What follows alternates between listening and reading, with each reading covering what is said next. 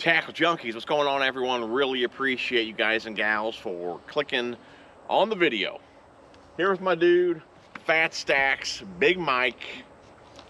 Tell you what, guys, I'm pretty excited here for Big Mike. Next weekend is his first tournament at Truman Lake. And Mike's trying to go to Fluorocarbon. He's been on a Baitcaster for a while now, using mono and braid. But tournament fishing, he's gonna have to step it up to some fluorocarbon. So we're going to take off the braid, put on some fluorocarbon, and I'm gonna show you guys, I guess it's more of a beginner tip. Of course, if you're more advanced, you can do this, so it gives you less headaches out on the water.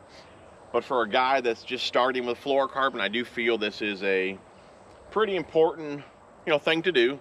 That way he has less headaches on the water, more casts, and less time, picking out a backlash. So what we're going to do, like I said, he's got braid on here. We're going to go to fluorocarbon.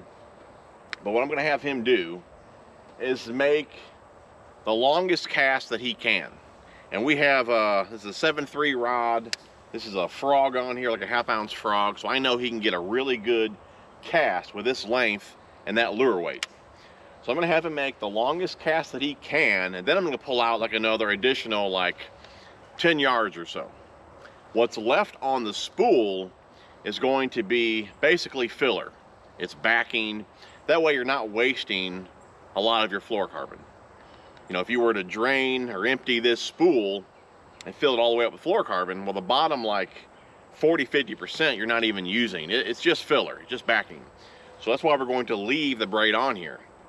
I know some of you guys are going to say, that's wasteful, braid's more expensive and all that, and it is.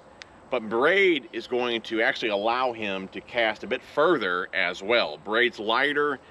I got videos on this, which I'll link down below. I don't want to make this video about that as well. But we're going to leave, like I said, about probably 40–50% of the braid on here.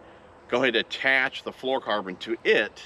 But then we're going to put a piece of electrical tape on the spool. That way, if he does backlash, or I should say, when he does backlash, because I don't care how good you are, you're gonna backlash. That wasn't a dig on you, Mike. KVD, everyone backlashes, right? It's gonna happen. So when he backlashes, it's not going to go any deeper than that electrical tape. So, and main thing too is you're not wasting a lot of fluorocarbon. If you do blow it up, pull it out to that tape, retie, and you're good to go. So first things first, Mike needs to make a super long cast. So head out this way, Mike, so they can see what you're doing. You know what, let me step down, get out of the way here. I don't want a frog in my dome. Head out there, Mike. As far as you can, get it out there. Okay. Not getting anything, right? I do that again, get a little more distance on it, and get a little more in the air, Yeah. A little more hang time, a little more distance. I know you can do better than that.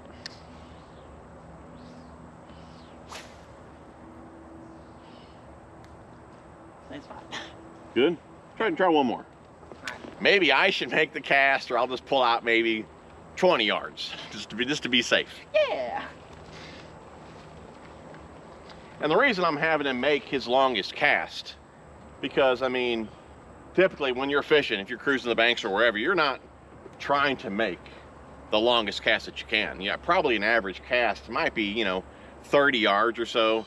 So I definitely want him to get further than that. That way, if he does blow up, he may have some extra line on the reel, for, a second chance at it.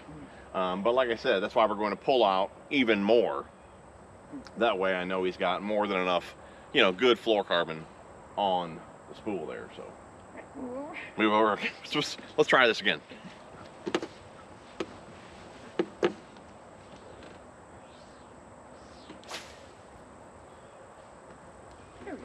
Pretty good. That's definitely a good cast. I'd say better than average, definitely longer than an average cast. What we're going to do now is that's probably what, Mike? 3 feet? Do it about 10 times or so. All right, the braid's cut. Here's what we're left with here. So you can see there, about 40–50% is left on the spool. The rest will fill up with fluorocarbon. Mike's hand lining his frog in. Let's go ahead and tie the fluorocarbon. I'm going to use Cigar and VizX, one of the best fluorocarbons that I've used. It doesn't have that much memory. It's a softer line. I think if you compare it to a BrazeX and Tatsu, I do feel it's got a little less memory. So, and plus it's not as expensive. I don't want to be spooling up Tatsu and Mike blow it up on the first cast. So I want him to have a good line, but I don't think he needs the best line. So, but I tell you what though, I like the stretch that VizX has. I think it's great for moving baits. It's a good all-around fluorocarbon. Like I said, it's not too expensive, but it's a good quality fluorocarbon. 15-pound test what we're going with. That's a good happy medium. Diameter's pretty small, and you still got a lot of strength to the line. So we have our braid joined to our fluorocarbon. I'm going to get that knot on the spool, and I like to push it down just a little bit with my nail, like so. We've got a couple wraps of fluorocarbon on there. Get our tape.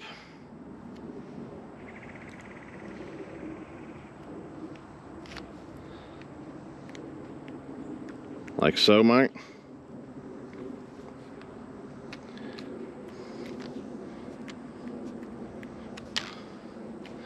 One more there, so it's laying down.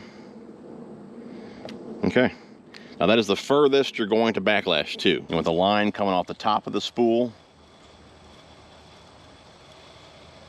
and Mike will see a bevel on the spool, which you got a ways to go, but get that line right to the bevel so you have a nice full spool. The last step I do feel is the most critical. Line conditioner. When some of you guys hit me up and you say you're having issues with your fluorocarbon and you want to blame it on the reel or the lure weight or whatever the case may be, the first thing that I ask you guys, did you condition your line? And majority of you guys don't even know about it. Line conditioner, it softens the line, it takes the memory out. I believe it even has like UV protectant in it. But for me, the most important thing is it takes that memory out of the line. So shake it up. I've seen some guys say you got to spray it on a rag and coat the entire spool. You don't need to do that. And I got other videos on this as well. Just shake it up, a couple squirts, rotate the spool, a couple more squirts, one more time, 5-6 squirts, you're good to go. It'll seep down into the line. There you go. Good average cast.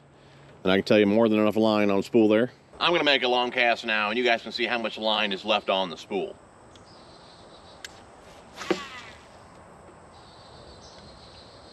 Nice long cast. Maybe, I don't even think an eighth or so came off. You guys can see that there, so more than enough line on that spool. You could easily, Mike, break off right here, retie, and make another long cast and still be good. Anyways, guys, quick little tip on spooling a baitcaster for a beginner here.